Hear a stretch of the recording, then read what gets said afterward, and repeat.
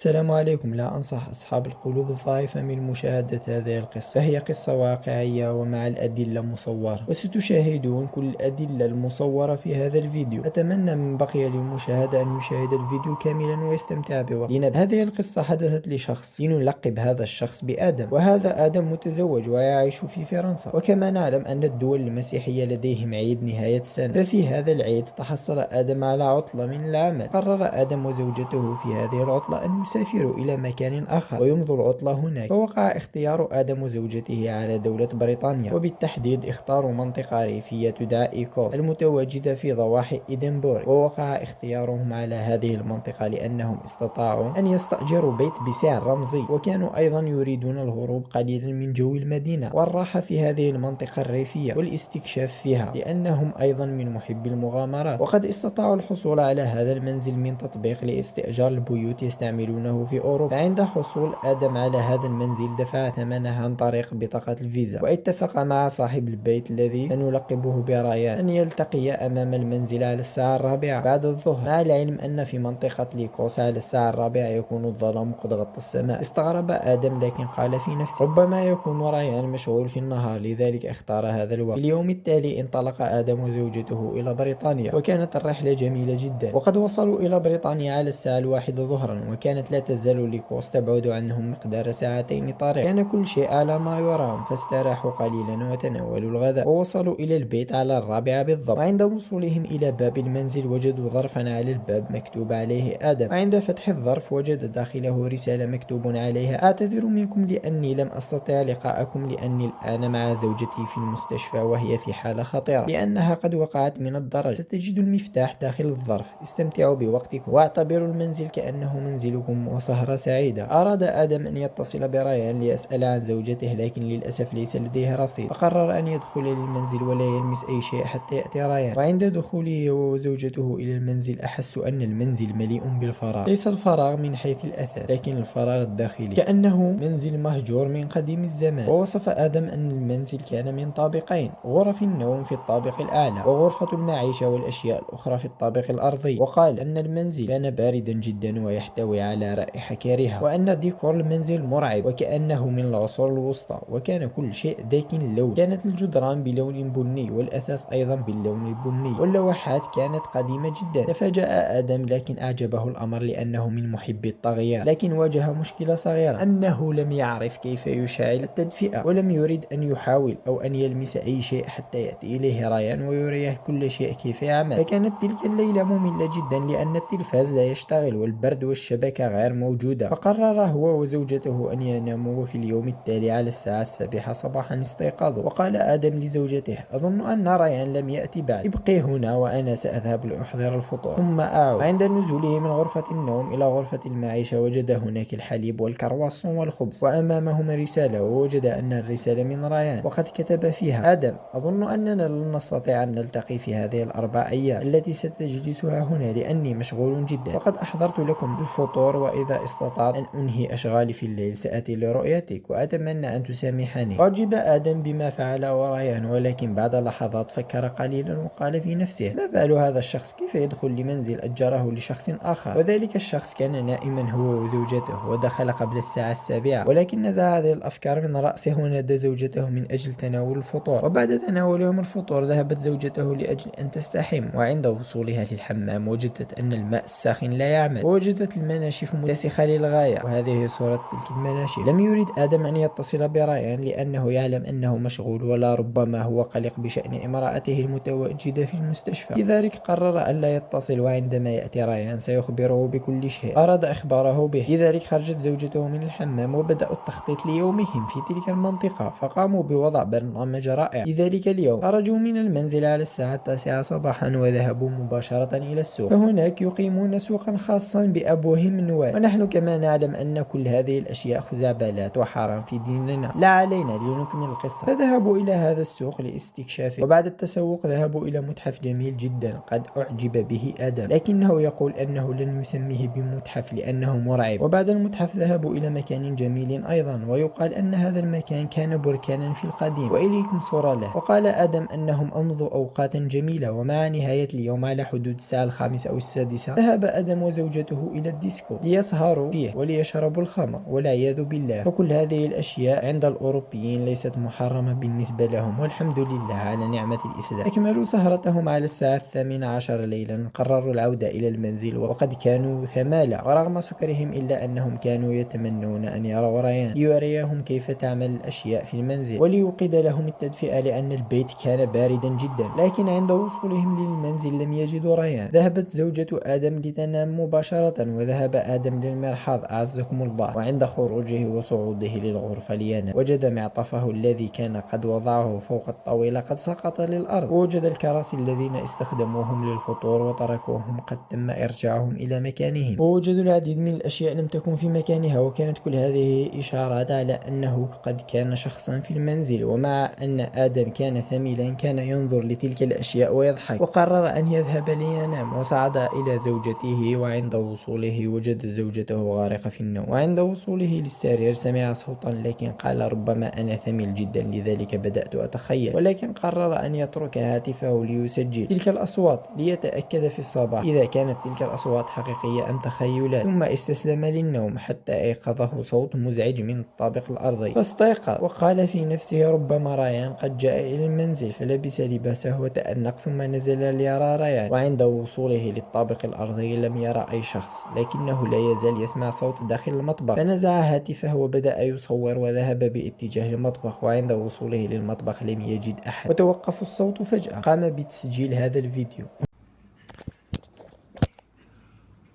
هنا شعر آدم بخوف شديد، فصعد مسرعا إلى الغرفة التي بها زوجته، فعند وصوله وجد زوجته مستيقظة، فسألته لماذا استيقظت بكرا؟ إنها الساعة 6 صباحا. فلم يرد إخافة زوجته، فأخبرها أنه ذهب للمرحاض فقط، لم يرد إرعابها. فقالت له تعال ونم بجانبي ثم سنستيقظ معا. فذهب واستلقى في الفراش وكان مصدوما مما رأى، وقال في نفسه عند طلوع الشمس سأتصل بريان وسأخبره بما حدث. وبينما هو مستلقي وضع السماعات وبدأ يستمع إلى التسجيل الذي سجله الهاتف، وهذا ما تم تسجيله. استمعوا.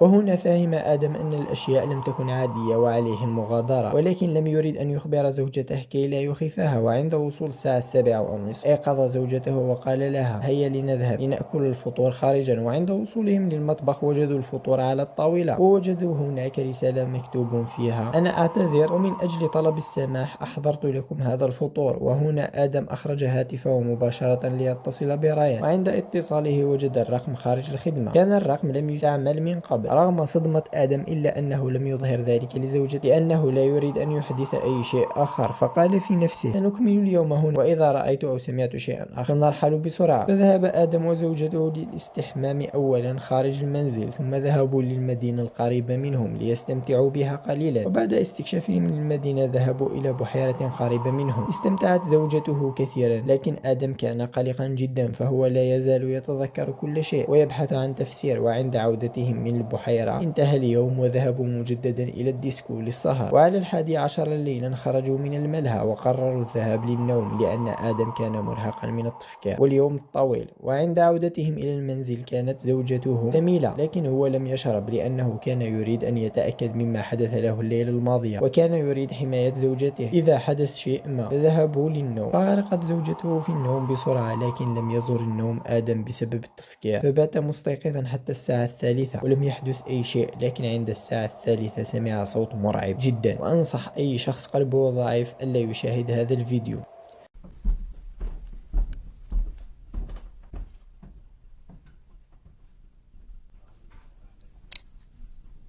كما رأيتم في الفيديو يوجد به صوت طرطقة وكركبة في غرفته، وهو لا يعرف من أين أتى، لكن كان يقول أنه كان يسمعه داخل الغرفة، وكلنا متفق أن الصوت غير عادي. وبسبب هذا الصوت والخوف صدم آدم حتى فقد الوعي، حتى استيقظت زوجته على الساعة 8 وأيقظت، وهي لم تكن تعلم بأي شيء وهو لم يخبرها. فنزلوا معا للمطبخ ووجدوا الفطور مجددا على الطاولة. وهنا قال آدم لزوجته ليس لدينا الوقت للأكل ويجب أن نغادر بسرعة. فقالت له زوجته لماذا؟ فلم يرغب أن يخبرها الحقيقة، فقال لها أن أمه قد اتصلت به وهي بحالة غير جيدة ويجب أن يذهبوا بسرعة. فقال لها لا تأكلي ذلك الطعام واذهبي بسرعة وضعي كل الثياب في الحقائب وأنا سأخرج لأحضر الأكل لنأكل في الطريق ولنغادر بسرعة. فذهبت زوجته لترتب الملابس وتضعهم في الحقائب، وخرج هو ليحضر الطعام. وعند خروجه ذهب إلى أول منزل يجاور المنزل الذي هو فيه وطرق عليه الباب. فعندما خرج الجار سأله آدم أين أجد جارك ريان؟ إذا كنت تعرف أين منزله أو منزل زوجته فأعطيني العنوان لأذهب إليه. فأجابه الجار وهو في حيرة من أمره من هو ريان؟ فقال له آدم ريان جارك الذي يسكن في هذا المنزل. فقال له الجار يا بني أنا في عمري 67 سنة منذ طفولتي وأنا أعيش هنا ولم أرى أي شخص يسكن في هذا المنزل أو يعيش فيه. وقال له إن هذا المنزل مهجور لأكثر من 100 سنة، وعندما رأيتك قد جئت أنت وزوجتك ظننت أنكم قد اشتريتم هذا المنزل وجئتم لتعيشوا فيه. وهنا صعق آدم وذهب يجري إلى المنزل، وجد زوجته قد أعدت كل شيء فأخذها بسرعة إلى السيارة وانطلق ليعود إلى فرنسا. وهنا أدرك آدم أن ريان ليس